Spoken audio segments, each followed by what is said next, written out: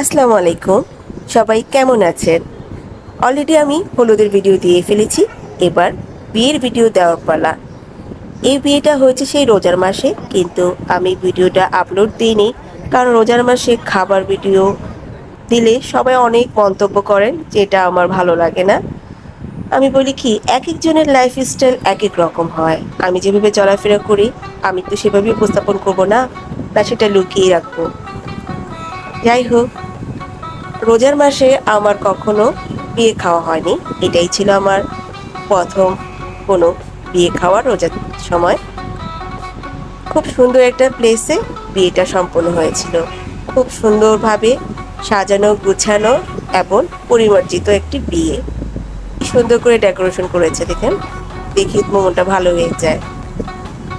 আমরা সকলে বসে পড়লাম খাওয়ার জন্য। প্রথমে ছিল 2 রকমের শরবত, একটা ছিল তরমুজের আর একটা ছিল বাদামের শরবত, খেজুর দেওয়া ছিল। সুন্দর করে বেশ আলিশান ভাবে টেবিলটা ডেকোরেশন করা, দেখে মনে হচ্ছে একটা রয়্যাল ফিল, রাজকীয় ভাবসাব, তাই না? সব ধরনের আইটেম দিয়েছিল, যেহেতু এটা ইফতারের টাইমে আমরা হয়েছিল আমাদের এই বিয়েটা। ইফতারের সময় সকল ধরনের আইটেম, পেঁয়াজু, হালিম, পেঁয়াজু, বেগুনি, জিলাপি, কাবাব, নান।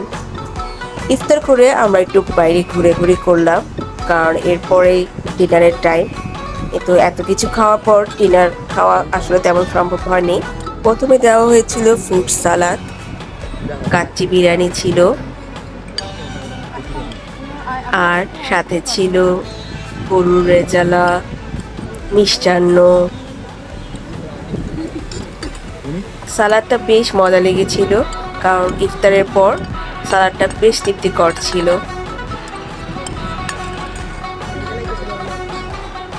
বেশ খানিকটা সালাদ নিয়ে নিলাম আমি। এরপরে একটু কাচ্চি বিরিয়ানি নিয়ে নিলাম। ইফতারের পর আসলে বেশি খাওয়া যাচ্ছিল না। এরপরে চলে আসলো মজাদার ডেজার্ট। প্রথমে ছিল ব্রেড পুডিং, চকলেট কেক এবং ফ্রুটস। বিয়ে বাড়িতে বিভিন্ন ধরনের নিয়ম আছে, আন্টি বদল বা ঘড়ি বদল টাইপের কিছু। বেশ সুন্দর করে উপস্থাপন করা হয়েছে, ভালোই লাগলো দেখে। এরপরে বরকনের একটুখানি ক্লিপ নিয়ে আমার ভিডিওটা আজকের মতো এখানে শেষ করছি। আশা করি আমার এই বিয়ের ভিডিওটা সবার কাছে খুব ভালো লেগেছে। সবাই ভালো থাকবে আর আমার জন্য দোয়া করবেন সবাই। আল্লাহ হাফিজ।